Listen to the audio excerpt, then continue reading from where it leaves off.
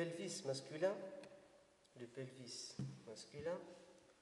est constitué à sa partie postérieure par le rectum. Ici, c'est l'ampoule rectale. Puis, se continue avec le canal anal, puis l'orifice anal. Ici, l'ampoule rectale, ses deux tiers supérieurs sont couverts par le péritoine. Pour le bas appareil urinaire, ici, il y a la vessie. Le bas appareil urinaire est constitué par la vessie et l'urètre, qu'on va le voir en coupe sagittale. Ici, la vessie, à ce niveau, au niveau de l'apex de la vessie, il y a l'orac. Ici, c'est l'orac, avec ligament ombilical à droite, ligament ombilical à gauche, qui ne sont que les deux artères ombilicales qui ont servi à la vascularisation du fœtus pendant la vie intra-utérine et qui vont être collabés et former ces deux ligaments. Ici, plus latéralement, il y a l'artère et la veine épigastrique inférieure, de part et d'autre. Entre l'orac et le ligament ombilical, il y a une fossette qu'on appelle fossette inguinale médiale. Puis, entre le ligament ombilical et le pédicule épigastrique inférieur, il y a fossette inguinale latérale, médiane, moyenne, puis latérale, en dehors du pédicule épigastrique inférieur. Ces fossettes constituent des points faibles de la paroi abdominale. L'appareil génital, chez l'homme, la majorité de cet appareil est à l'extérieur. Ici, il y a le testicule avec l'épididyme, tête de l'épididyme, corps et queue, et se termine au niveau du canal différent qui passe au niveau du cordon spermatique. Ici, c'est le pénis qui est constitué, ici c'est le corps du pénis, avec ici c'est le gland. Le gland est couvert ici par un manchon plus ou moins complet qu'on appelle ici le prépuce, qui est circoncisionné chez les musulmans. Le prépuce qui couvre le gland présente en avant un méa qui peut être étroite, ce qu'on appelle, cette anomalie s'appelle phimosis, si c'est étroite. Ici, le canal différent passe à ce niveau, arrive aux vésicules séminales.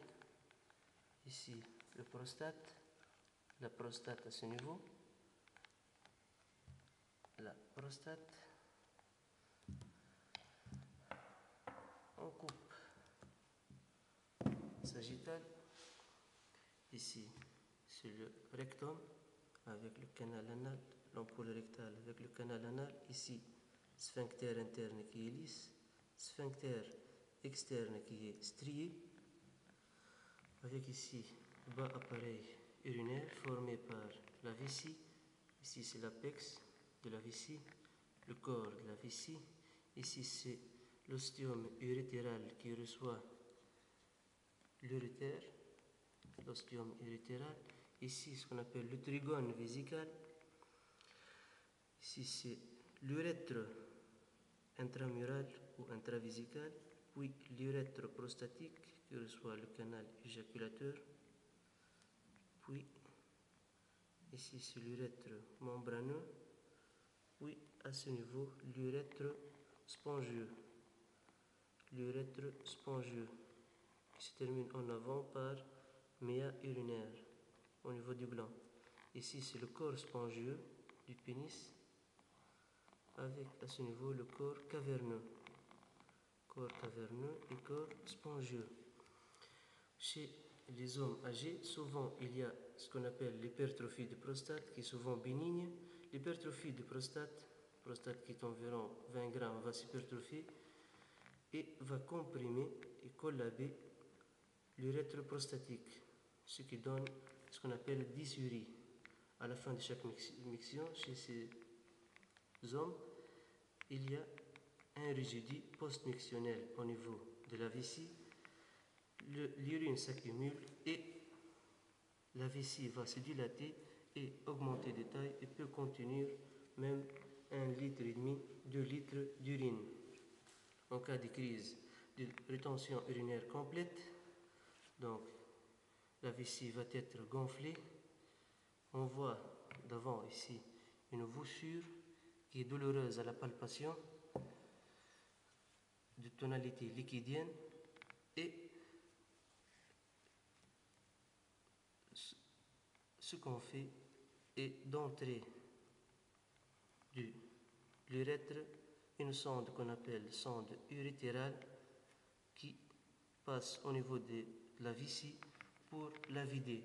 Ici, il y a échec de cette opération, donc on va faire juste au-dessus de la symphyse pubienne, ici au niveau du pubis, juste au-dessus, une petite anesthésie, et on va entrer une aiguille de gros calibre qu'on appelle trocar. C'est la ponction suspubienne directement pour vider la vessie car il y a risque sur les reins.